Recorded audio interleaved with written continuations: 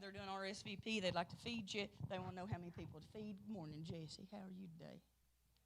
All right. Welcome to Solid Rock Full Gospel Church. I'm glad that you decided to be here this morning. Happy October. Today's the first day of October. It's a great time to be alive. Wonderful time of year. Absolutely beautiful. I will ask you to pray for people who are out sick. I've got a few families who are absent because a family member is being sick. So please pray for them. When you look around and see, morning, Peggy. Okay, thank you.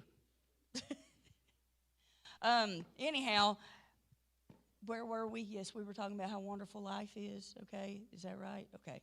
We do need to realize, thank you, Sandy. We do need to realize during this time, there are families who have had loved ones pass on. And today in particular, there is a family that the 15-year-old son was killed in an accident a week ago. And he is known by a few people in our church. He was actually related to two twin boys that are here with Mary. It was their first cousin. And they had just lost his dad a month ago. And then their mom had passed 3 or 4 months ago. I can't remember how long but it's all this year. So do pray for that family. They really need a touch. The mom that passed and the uncle that passed were brother and sister. So, and their grandmother is alive and well, and you can only imagine how that's affecting her. So just pray for God to touch each one of them to keep them. And the young man who was killed, the 15-year-old, they're having his viewing today, and then they're having his funeral tomorrow. So please pray for him. All right? I can't imagine. It was hard when my 77-year-old mother went to heaven. And she had lived 77 years. I'd gotten the pleasure to have my mom for over 49 years. It was still hard. I can't even imagine younger and not having that opportunity to live your life. But you know what that tells us? That tells us that we're not promised tomorrow. We have an appointed time to meet God, and we best be ready. Once again, I'm going to say the phrase that my daddy told me, and he told me this more right before he died than any other time, and it was, Lillian, it pays to be ready. Guys, it pays to be ready. Do what you need to do to be right with God. It's pretty simple. Don't you think so, Maddie?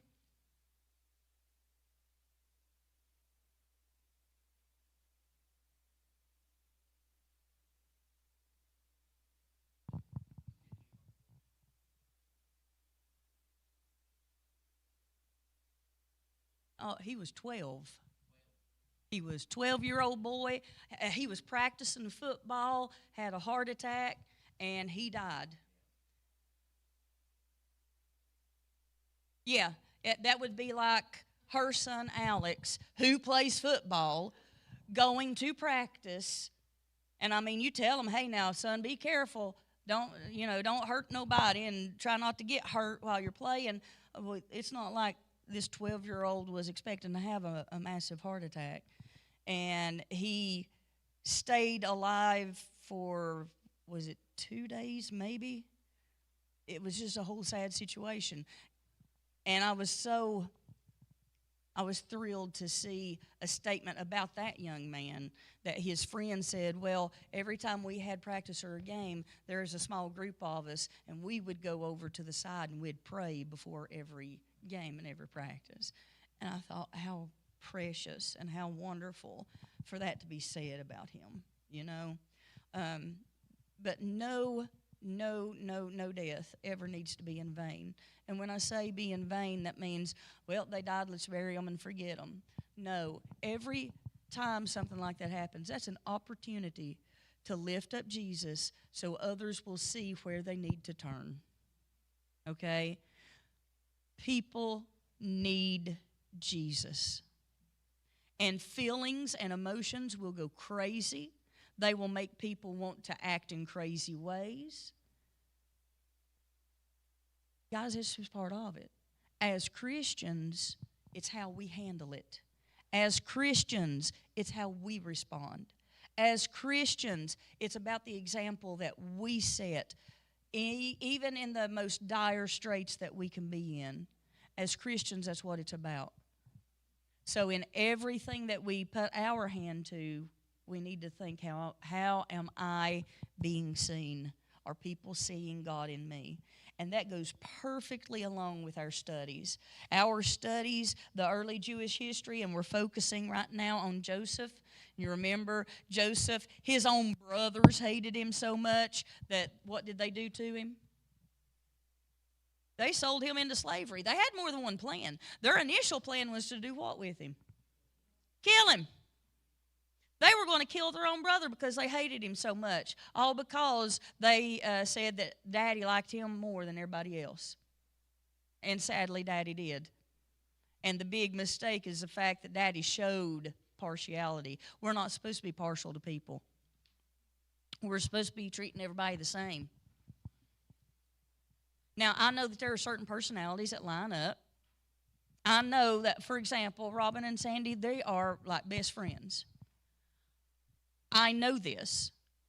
I do not think that Robin is intentionally being partial to Sandy. She's naturally going to be more partial to her because that's her best friend. Their personalities are together. There's nothing about me that's ever going to be jealous of that because I love my cousin-in-law, Robin. I love my friend Sandy. And if they spend all that time together, okay. But when it comes to being at church, Robin still hugs and kisses me. Haven't this morning. Good morning, Bobby. I love you. But you see what I mean? Some personalities just go together better. But you don't just constantly, I'm only going to treat this person this way. No, we're not supposed to be like that. It's the doors. They make weird noises now, Charlotte. Nah. We put some energy-efficient flaps so it will separate the two heat pumps. It's energy. Woo, we're green. More than the carpet and the pews and looking everywhere. This church is trying to be green with energy. Anyhow, well, let's go on and get into our lesson. But let's start out with our taking up of tithes and offerings. And this morning, Bryson, will you be so kind? Is this the first time I've asked you? Yeah. Yay! Okay. Firefighter man Bryson, will you please go and get the offering plate? I'm going to have to tell on myself. I ordered new offering plates in silver so they would match everything better where, we've been changing over from brass to silver. Just stop right there, honey. We're going to pray. But they've been in for 2 weeks, and I keep forgetting. So this morning I came in and saw them. I was like, doggone it. I was like, Jimmy. He said, what? I said, the offering plates are in. He goes, then why aren't they here? I said, because I keep forgetting. I'm old. I've got COVID brain. I got older last week. The odds are not stacked in my favor right now. But that's all right. As long as I got Jesus, they are. So hopefully next week we'll have nice, shiny new offering plates because he's like, well, we'll get them this week, won't we? I said, yeah, that's why I told you. Because I'm not remembering it. Well, amazingly, his is better than mine right now. So don't. As a matter of fact, Charlotte, why don't you just go ahead and pray about that? Pray over our lesson and pray over our offering right quick. Lord, for this wonderful morning you blessed us with. Thank you, God, for letting us be in your house today. Lord, please touch this service that we're going to have. Please touch Felina as she teaches. Help us, God, to listen and to take from this what you would have us to take. And keep us a great service. Amen. Bryson's going to come by. If you don't mind, give him your tithes and offerings. Now, we have a wonderful story. This story about Joseph is excellent. The only thing is they're jumping through it, pretty big jumps. So I'm going to try to fill in the jumps carefully, but I can't expound or spend a lot of time on the jumps. For example, we learned last week about how the brothers hated him. Pardon me for water.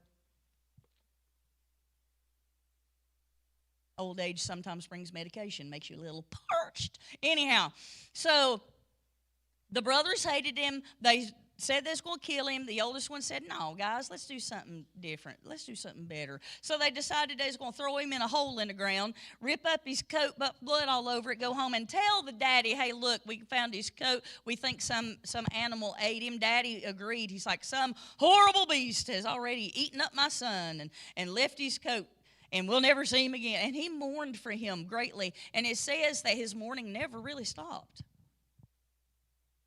Okay?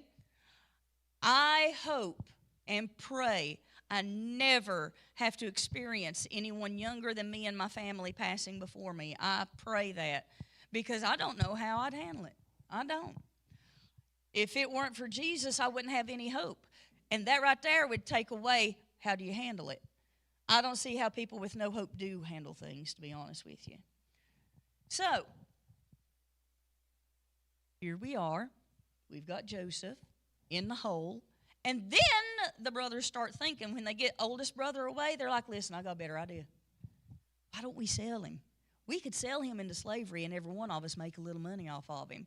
They like that cha-ching talk to them. So they are like, okay, let's do that. That sounds great. So sure enough, when people came through, they sold Joseph into slavery. Joseph was taken. He was bought by a fellow by the name of Potiphar. Potiphar had apparently a huge estate, and Joseph was apparently very likable. And Potiphar really liked this kid. At the beginning of the story, he was like 17 years old. But now we're getting on up. Joseph is now hitting into his 20s. Potiphar takes him. He likes him. Joseph does good work, honest work. He rises in the ranks. He's pretty soon over every single thing in Potiphar's household. Everything. All the money, all the grounds, all of the livestock, all of the servants. He's over everything except Potiphar and Potiphar's wife. Potiphar's wife, devil got into her. She looked at Joseph and she thought, that looks good. And since I'm the wife, which is I'm over everybody, including him, I just think I'm going to give him some special orders of things that I need taken care of. We're not going to expound on that one at all. Needless to say, she was trying to get with Joseph, and you know what Joseph said? He said no. Now, let's think about that. Have you ever heard the phrase sugar mama? You've heard of sugar daddies, right? Well, there is such a thing as a sugar mama. He could have had himself a sugar mama right there. But did he? Nope. Because he had a relationship with God. You see, we need to focus, no matter the circumstance and no matter the situation, we need to realize that our first relationship is with God. Does God want you to act like that? Does God want you to talk like that? If God were sitting right directly beside you, would he look at you and say, hey, good job on saying that? Good job on acting that way. I know you have some strong emotions and we're at a funeral, so good job for cursing that person for everything it was worth. Do you think God is going to be approving of those things? No. We all have family members that absolutely don't like us. Now, I look around and I find that amazing because I think we're wonderful people. But we all have family members that just simply don't like us for one reason or the other. We can't make people like us. But there are some people that they feel like they have to force everybody to like them. But they'll try to kiss up to people or they'll try to fight them. But one way or the other, they're going to force you to know, hey, I'm right and I'm in charge. You need to listen to me because I am that good. Yeah, that's not right. That's not how it goes. And we need to realize that. You know who is that good, though? Jesus. Jesus is that good, not us. Joseph realized that.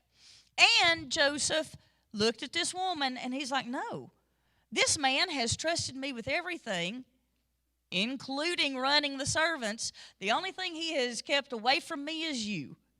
And I am not about to mess with you and betray his trust.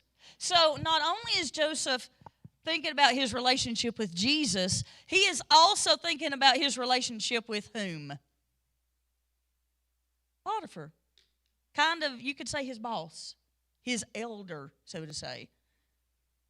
Well, she made up a story because it made her mad. I know none of us would ever get to the extremes, would we, ladies? We'd never say something and embellish a little bit to make it more in our favor, would we? No, not any of us.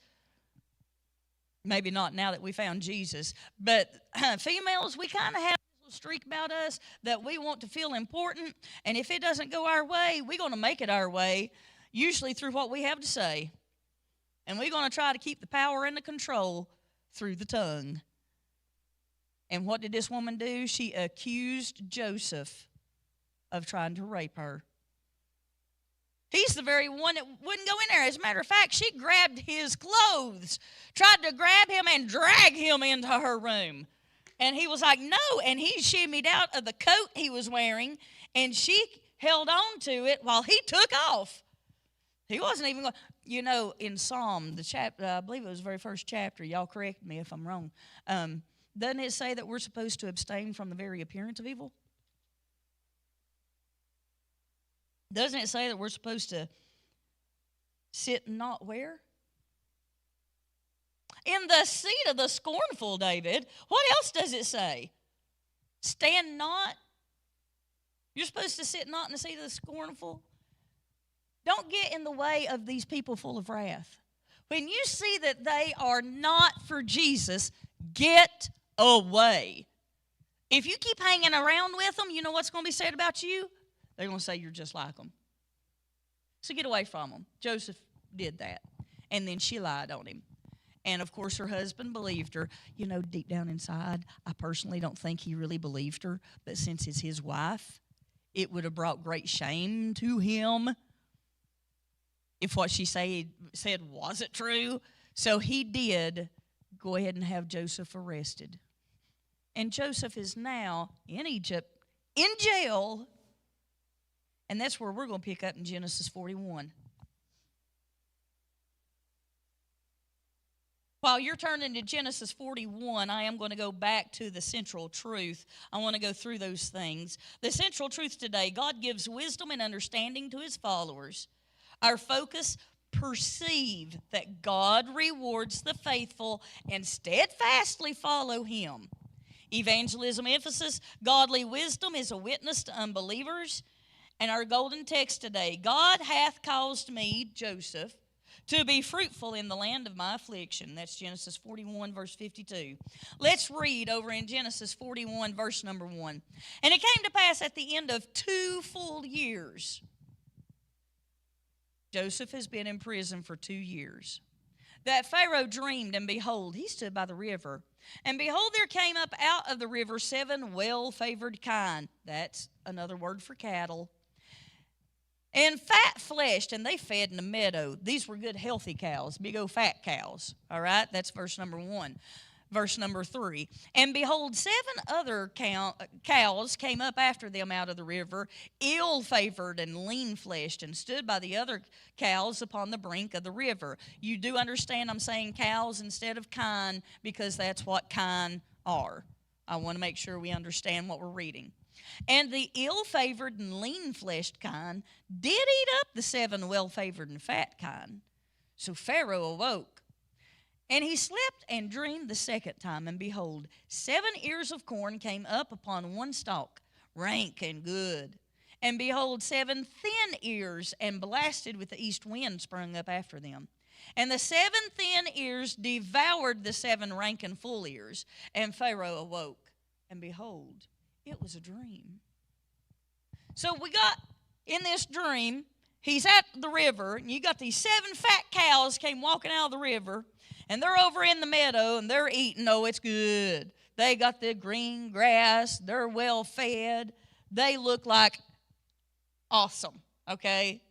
And then 7 more cows came up. Have you ever seen a cow that's so hungry you can see its ribs and you can see its little hips? And there was a time that we went to, my daddy would take me to cattle auction with him when I was a kid because we raised cows. We had 20 acres, and we had at least 20 cows, if not more. Well, we'd go to this auction over in Newport, and we went, and they brought in this cow, and it had been so starved, it was not as wide as this podium. A full-grown cow. It wasn't as wide as the podium. And I looked at my dad. I felt so bad for this cow. It was taller than me at the time. I mean, I was a kid, all right? It was taller than me, but it wasn't this wide. And you could see every single bone, the outline of every rib. The hip bones really stuck in my mind because they stuck out as points. And I begged my daddy, I said, please, let's buy that cow. He said, Leland, that cow's not good to us. Somebody else will take care of her. Don't you worry. I'll make sure that somebody else does get her. And that poor cow sold, if I remember correctly, it sold for like $5. A full-grown cow. And that scarred me for life. So when I read this, I see 7 of that cow coming out. Skin and bones. And in Pharaoh's dream, those skinny cows come up, they go over to the fat cows, and they eat them. But then they stayed skinny. And then Pharaoh woke up. It scared him. You ever been scared awake by a dream? It happens. He woke up. He's like, whew, man, I'm glad that was a dream. So he rolls back over, fluffs the red velvet pillow. This is all my imagination. It has little golden things dangling. Anyway, so he goes back to sleep in his robe and crown. And he dreams again of this big cornstalk. It springs out 7 big, beautiful ears of corn. Beautiful. Not a bug. I bet these pieces of corn didn't even have silk on them. They were so perfect. They were ready, just pick them and eat them. They's ready. They's already cooked on the stalk. That's my imagination once again. But they were beautiful. Yeah, like popcorn. They were right there. You didn't even have to pick them off of the stalk. You just go up and, they were perfect. And then this other corn stalk, it came up. And have you ever seen some of those corn stalks that this much of the corn cob has not even a kernel on it because it's just not that healthy? It didn't get the right nutrients. The deer eats it off. The birds peck it through. You get those big old long kind of caterpillars that come through there and they feast for days. All right, so you've got the skinny corn stalk. And it, which I would like to see this because I can't imagine how this worked. I don't know where they keep their little mouths. But they ate or consumed the fat ones. Soaked them right up. And it said that corn had been hit by that vehement east wind. And then, what happens? Pharaoh wakes up again. Now, this is 2 years at the first of this, but I want you to understand, Joseph was in jail for much longer. You see, Joseph was in jail for so long. If you go back to Genesis 39 and read Genesis 39 and 40, you'll fill in the rest of the story. He had spent a lot of time in jail, and these 2 guys came to him, the baker and the cupbearer. Okay? They came to Joseph in jail because they were in jail. They did something king didn't like, cooked the wrong donut, or didn't give him the right drink, and he threw them in jail because the king would do that. He had the right and the power, and he followed through on it. So he threw these 2 guys in jail. Well, those 2 guys got to know Joseph, and each of those guys had a dream. Time out right there. As they had a dream, they were like, man, what's that mean? He goes back, or they go back. They find Joseph. They're talking about their dreams. And Joseph's like, yeah, I can tell you what that means. They're like, you can? He goes, yeah, but one of you, you're not going to like it. So he tells them their dreams. The baker's dream, he told him, your dream means you're not going to get out of jail. You're going to die. As a matter of fact, they're going to put you to death. And then the cupbearer, he goes, well, your dream means you're going to be restored. You're going to be given your job back. They're going to take you out of here. And sure enough, that's exactly what happened. And that's where we pick up our story. Another 2 years. You see that cupbearer? He was back in his job. But he had been back in his job for 2 years. And the only thing Joseph had asked him when he got his job back, he said, listen, because he's like, Joseph, what do you want me to do for you? What can I get for you? Man, you were totally right on telling me what my dream meant. So tell me, what do you want? And Joseph said, I just want you to remember me. Don't forget about me down here in jail. Remember me so I can get out too. Because think about it, the cupbearer, where is he physically going to be every day? He's going to be standing right beside that king. And everything that comes to that king, the cupbearer has to check it out first to make sure that it's safe. So he has right here an audience with the king every day. And he had that audience for 2 years. Now, Charlotte, if we leave here today and you don't hear from me for 2 years, do you think I'm going to think about you again? Probably not. If I haven't kept up with you in 2 years, chances are I forgot you even existed. And that's what happened with the cupbearer. He had forgotten about Joseph. But then there came a day after these dreams. The king was like, I've got to figure out what this means. Look with me at verse number 10. Pharaoh was wroth with his servants and put me in ward in the captain of the guard's house, both me and the chief baker, and we dreamed a dream in one night. I and he, we dreamed each man according to the interpretation of his dream. And there was there with us a young man, an Hebrew, servant to the captain of the guard. And we told him, and he interpreted to us our dreams. To each man according to his dream he did interpret. All right, this is the cupbearer talking. All right? Because when Pharaoh got ticked off, everybody seemed to end up in jail. And so here he is. He's mad again because he wanted to know the meaning of the dream. It said that he brought in every wise person he could possibly find and said, hey, what's this mean? None of them could tell him. And he'd just get madder and madder. Charles, do we have a headache today? If you need something, go to my office. We do keep some supplies back there. Okay, then I'm going to continue praying for you and continue on. I feel it for you. Yeah, I hate headaches. Anyhow, sorry about that. Y'all pray for Charles. All right, let's just take a little time out right now. All right, bow your heads. Lord, we thank you for everything you've done for us, and we thank you for this wonderful lesson. God, I thank you especially for bringing us together, letting us be able to worship you together, praise you together, and be as one family. Lord, we come to you right now on behalf of Charles, and we're going to ask that you take the pain away from his head. Lord, let him be able to look around without pain, be able to listen without pain, be able to enjoy this beautiful day that you have given us to its fullest. Lord, I ask that you will send that healing virtue to him immediately, not later, but immediately. According to Isaiah 53, verse 5, it's by your stripes we are healed. According to Psalm 103, verse number 3, there is a God in heaven who healeth all my diseases. Lord, we know you have the power. We have the faith that you have the power. Praise Jesus. I thank you for it in advance. I thank you for the touch that he is going to feel. In the name of Jesus, amen. So the cupbearer is the one talking in verses 10 and 12, 10, 11, and 12. And he's the one talking to Pharaoh. Now, he was talking to Pharaoh Pharaoh was wroth with his servants, but he was telling him, it's like, remember when you got mad at us? Remember when you got really mad and you threw me and the baker in jail? I mean, I forgive you for that, but you threw us in jail. Well, while we were there, we met this dude, okay?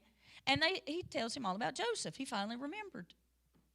Well, it's because he was getting ticked off again, and when he got ticked off, look out, here it come. You couldn't get out of his way quick enough. Everybody, you have a family member like that? When they start, my family used to say it was getting on the warpath. Lord, don't talk to her today. She's on the warpath. That was the sign to steer clear. Well, old Pharaoh, he got on the warpath, and when he did, that cupbearer's like, oh no, I got to help. How can I help? Wait a minute. God brought back Joseph to him right then. And he told Pharaoh, verse number 15, and Pharaoh said unto Joseph, well, guess what Pharaoh did?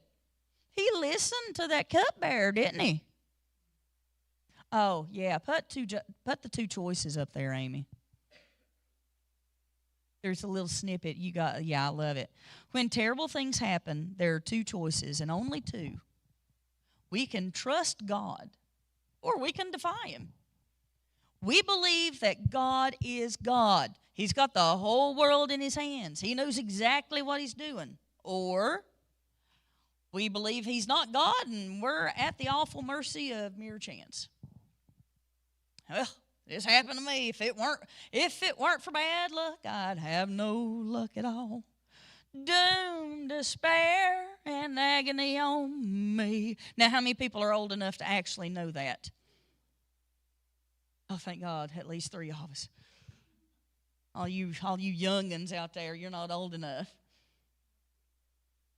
It was from Hee Haw. Yeah, you probably will not ever hear of another TV show named Hee Haw. All right, Hee Haw. That's what the donkey says. Hee Haw. Anyway, that's my best impression. Anyhow, they used to sing that, and then it was nothing but bad news coming. Well, Pharaoh actually listened to the cupbearer. He brings up Joseph. And Pharaoh said unto Joseph, I've dreamed a dream, and there is none that can interpret it. And I have heard say of thee that thou canst understand a dream to interpret it. And Joseph answered Pharaoh, saying, it is not in me. God shall give Pharaoh an answer of peace. So did Joseph look at him and say, yeah, I've been interpreting dreams for a while now?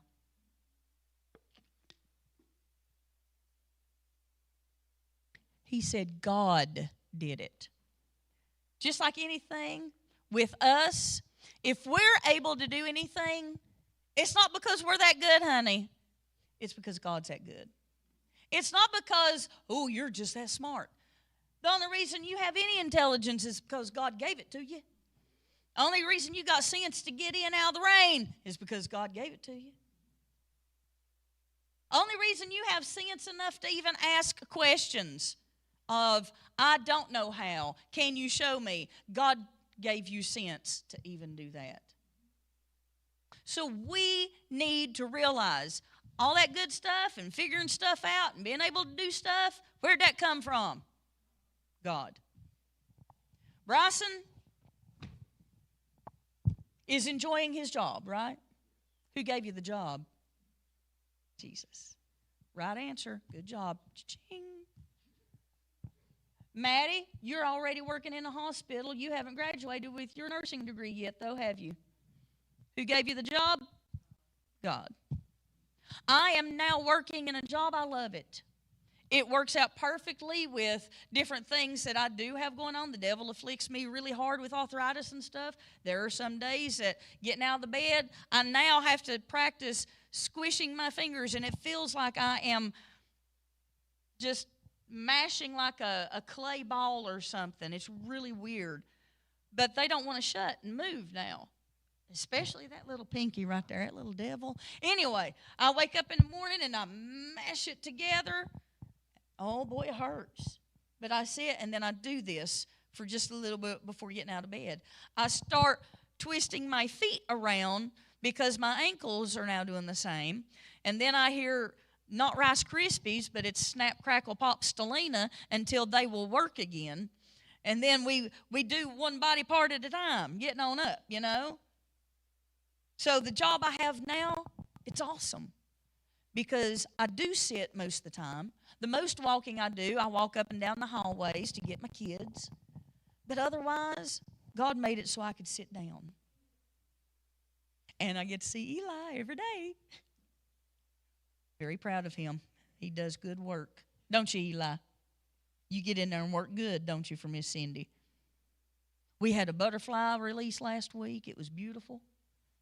Getting to see these things, this woman is the great. If I could tell every human that had a kindergartner to have this woman as a teacher, I'd push it all day long. She is. She is truly awesome. You know why she's awesome? God. And by golly, He's in that classroom, and you can feel it. And I thank God for that. But it's not because she's great. It's because God is great working through her. Same thing with Joseph. And Joseph immediately looked and said, God shall give you an answer. Verse number 25, Joseph said unto Pharaoh. Now I want you to notice from verse 16 to 25, there's a jump. You see, Pharaoh had to tell Joseph his dream.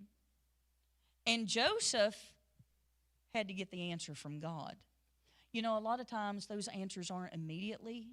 A lot of times those answers you need to pray about. And I don't care how big or little that thing is that you need to pray about, you still need to pray about it. I have a very dear friend who has gone through some serious surgeries, had breast cancer. She had to have both removed. She had to go in, they went in and removed other things back here that I'd never even heard about. Yeah, they had just cleaned her out. So she had to wear certain bandages around the section. But because of all the surgery and the damage to the nerves, she has no feeling. So she couldn't tell when she was wearing the right stuff. So she told me the last time I got to work with her, she said, you know, I even pray before I put on clothes in the morning to see which thing God wants me to wear each day. I said, that's a good thing. She said, well, I have to do that because, one, I can't feel what I'm wearing underneath my regular shirts because of the surgery and stuff. And she said, two, I never know when there's going to be a problem. And she said, I have certain clothing that's designed for these certain problems after that type of surgery. She said, but I'm to the point that I can wear normal things too. She said, I literally pray. And she told me an example of a time when she desperately needed to have on the right clothing because of some type of bandage or something other, something didn't work out, and things started leaking and got infected. And she's like, you know what? If I hadn't worn the right clothes, I'd have been laid up in a hospital.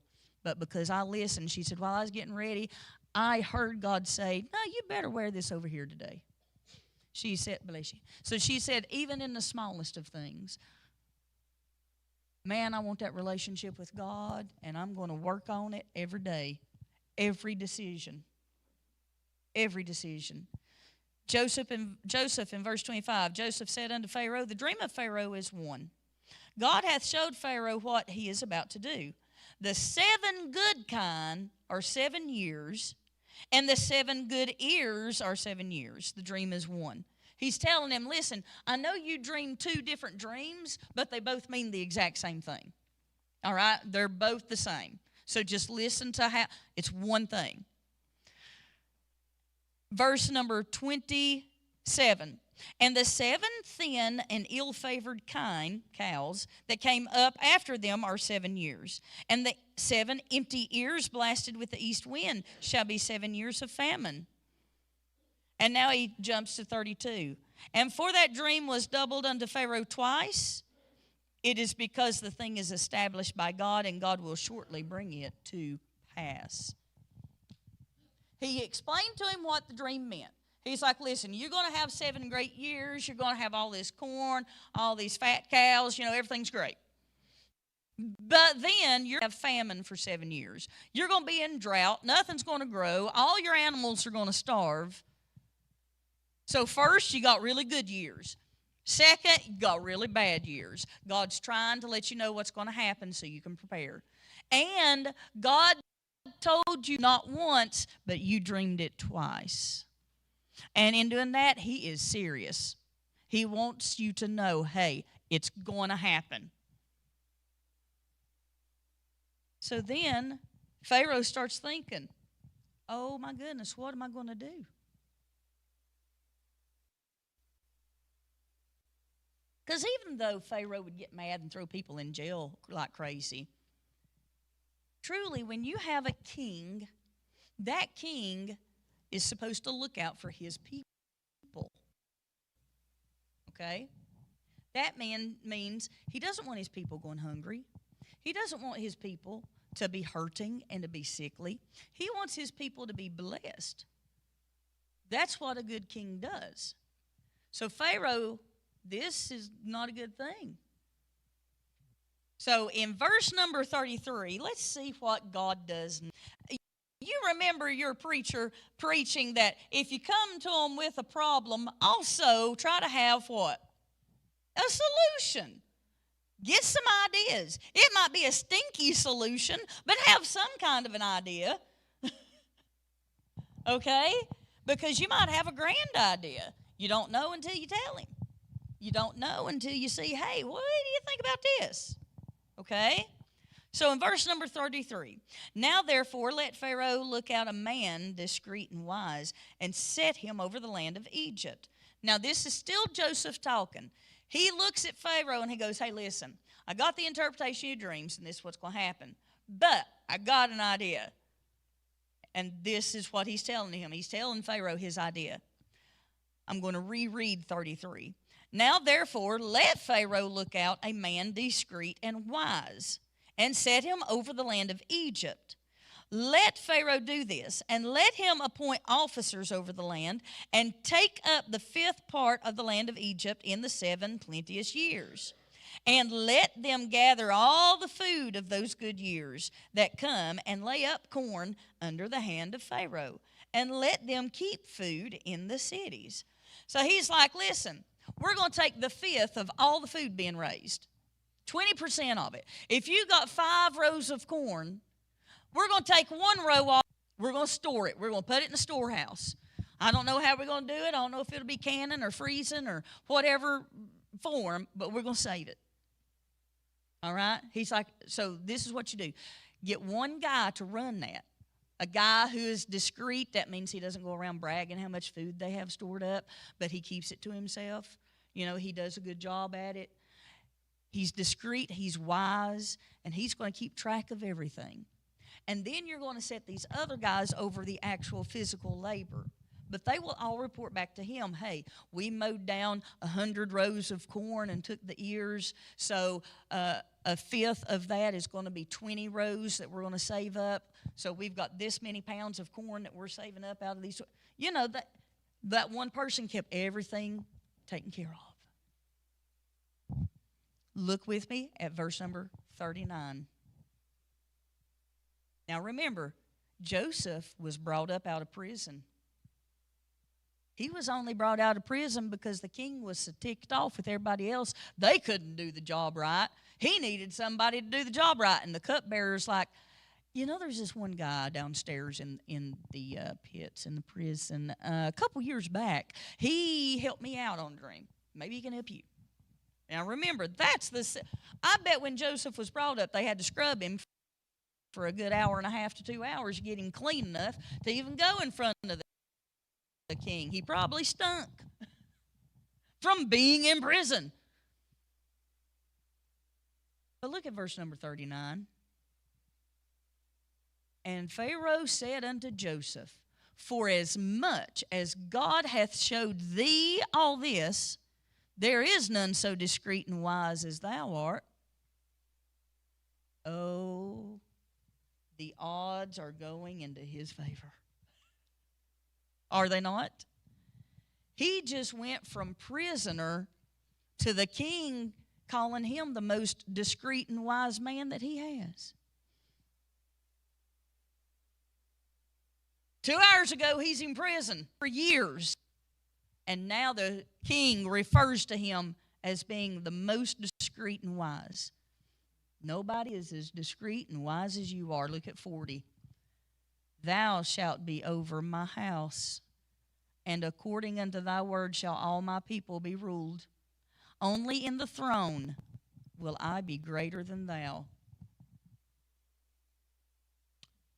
Joseph just got promoted to vice president. He went from prison to vice president. Don't tell me God can't take care of business right. God can take care of your situation, and He can do it immediately. And He can do it within an hour. And I've told you this story before. I had an Uncle Joey. Everybody thought he and my daddy were twins. They looked so much alike. And that was my dad's best friend also. So we'd visit with Uncle Joey quite often. Loved that man. And he developed cancer.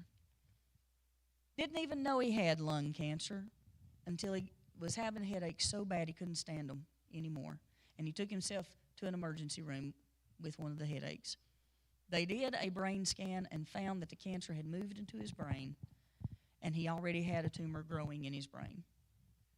And then when they found out the origination of the cancer, both lungs were completely taken over with lung cancer. It was one of those situations that they started to go in to do surgery, but when they saw how much there was and how far it had spread, is one of those where they just stopped the surgery, they sewed up the incision, and they sent him back to the room to rest. That's where they start with, and we're going to give them comforting measures. A lot of people say, well, that's when they call in hospice. It's a lot different now with hospice, but once upon a time, if hospice is called in, you're dying. There is no chance. It's not like that now, but that's what it was then. And he was suffering, and he had suffered for months. And I was working, I was ironing. This was during the time when we lived in a little old white house over in Greenville. We had brought the brother over. He lived with us. Don't blame everything he does on us, though. We tried. So, Mama tried, sister-in-law tried, brother tried. Anyway, I ain't made that shirt yet, thinking about it. But we were living over there, and I was ironing. And my mom called, and she said, hey, pray for your Uncle Joey. He's really having a bad time. He's really in a lot of pain. They can't ease the pain. I said, I'll do that. So while ironing, dropped my lid. While ironing, I started praying. I was praying and ironing. And I don't know what happened to that pair of pants I was ironing. I hope it survived, because me and Jesus had a good old time, a good old talk, tears flowing, and we were just getting down to business. And I told him, it's time for healing right now, not tomorrow. He needs healing now. And I believe that healing comes in one of two forms. You can get total healing when you meet Jesus. No better healing is there than getting to go to heaven. Everything is fixed. Everything is better. Everything is taken care of. You're there with your Heavenly Father.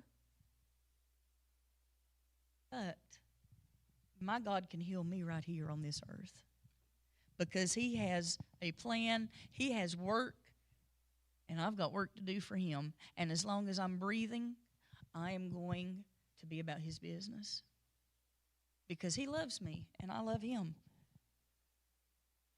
So you can get complete healing one of two ways. Now with that, I am going to give you a prayer request. And I don't know why God put this on my mind at that time, except to make sure that you pray His will. I have a son-in-law now named Timmy, kind of like him. And his parents once lived in Georgia. They're back now. They live up here. His mother fell this past Sunday. They went out on a walk, and she fell and broke her hip. So they had to take her to the hospital and have surgery for the hip. Ended up in a hip replacement. Guys, she still ain't awake. And they can't get her to wake up. She is now intubated. Her blood pressure, one time this week it was 53 over 30, I think they said. She's just doing too well. I ask that you pray for that family. As of yesterday, the blood pressure was, they were happy that they had gotten it leveled out finally. And they were hoping to start pushing nutrients into her to try to build up strength. But they have no idea why she won't wake up. Pray for them. All right? Because he's not the kind to tell you anything about it. But he has a burden on him. I can't imagine, being raised in a very close-knit family, having your mommy and your daddy and all your siblings, your whole life, being homeschooled by your mom, close family. And then that happening when you're 25. So pray for them, okay? I'd appreciate it. God can change anything in a moment. God can change that situation to where when even before we get out of church, she might be sitting up asking for lunch. I've seen him do it before. I have seen him do it before, and he can do it again. If God can take me while I'm lying in intensive care with a collapsed lung, not able to breathe, wearing oxygen, and all this kind of stuff, if he can take me and within 20 minutes my lung is perfectly fine, they can't find a single problem with it, and I'm discharged to go home from intensive care, I'm like, you guys can do that? You don't step down to a room or anything? I'm walking out of intensive care. They're like, yeah, you're discharged. There's nothing we can find. I told them, I said, and that's what Jesus can do, guys.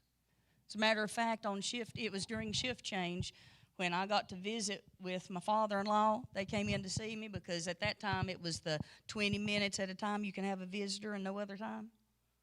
And they came in and we had prayer. I felt it heal. Felt like somebody's blowing me up, but I felt it heal. And when the nurse came back in, as they left, I looked at her, I said, you can check all you want to. You're not going to find anything wrong with me. She's like, what? I said, listen, you won't hear the depletion that was heard earlier. She's like, oh, okay. Well, I got to listen, because you're, whatever, that God stuff. And she listened, and she listened. And she looks at me and she goes, which lung was it? I said, right side toward the bottom. She goes, okay. She goes back, she listened, and she listened, and she looked at me. I said, you can't hear it, can you? She said, no, I don't hear anything wrong. I said, I know. I said, Jesus healed me. It can be within the next breath that you can be healed. It can be within the next breath that you can be taken to heaven. It pays to be right. That relationship with God is so important. I just wish I could get people to see that and understand it. We don't have time to waste. We don't have time to waste. I mean, come on, within 2 weeks, a 12-year-old and then a 15-year-old, on top of all the other regular deaths, we don't have time to waste. Every day, we're another day closer. Joseph went from being in the bottom of the prison to being standing at the throne. He gave him charge over everything except the throne.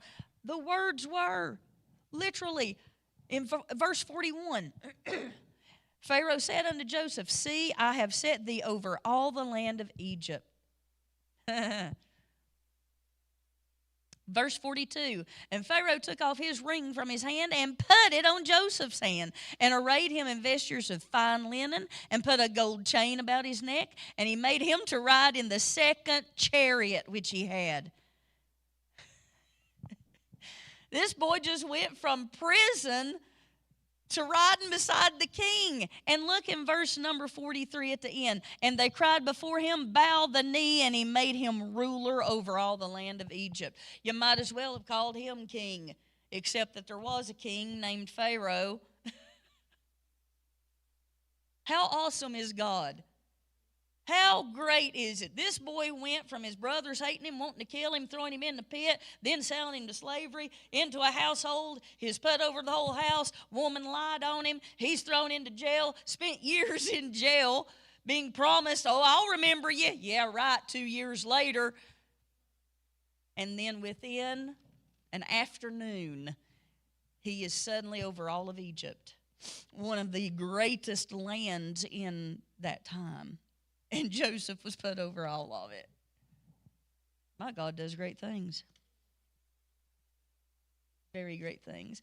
You know, on top of getting the job promotion, he was given a wife. He had 2 kids, 2 sons.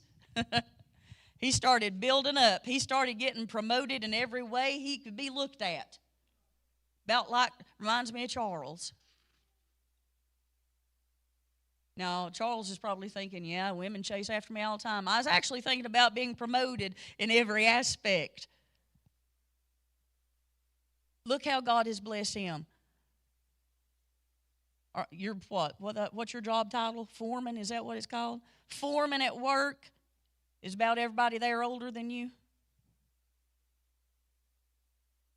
Half or more older than you, but you're still over them. That's what my God can do. Blessed with a wife, precious baby. Every way about him is being promoted. You need to think about how you are being promoted. Think about how you individually are being promoted. I thank God for how he's been promoting me. I've been telling people I am the most blessed woman ever. I'm going to skip to verse 57. And all countries came into Egypt to Joseph for to buy corn because that the famine was so sore. So you get those 7 years Joseph served. He stored up the corn and the food and stuff. He stored up so much that not only did all of Egypt have all the stuff they needed, they had a surplus. And the people who lived around Egypt traveled to Joseph to buy food. That's how good Joseph was at his job. And don't you know that whatever Joseph put his hand to, God blessed it? When things go good at your work and you're doing it because of Jesus, Jesus is blessing your work because of you. Jesus is blessing your family because of you. Be like Jesus and be lifted up. Okay? Guys, I hope you've learned something today. Our memory verse, once again, is in Genesis chapter 41, and it is verse 52. God hath caused me, Joseph, to be fruitful in the land of my affliction. The same land he's put in jail, God caused him to be fruitful. Ella, Maddie wants a Sunday off. Will you please give everybody one of these?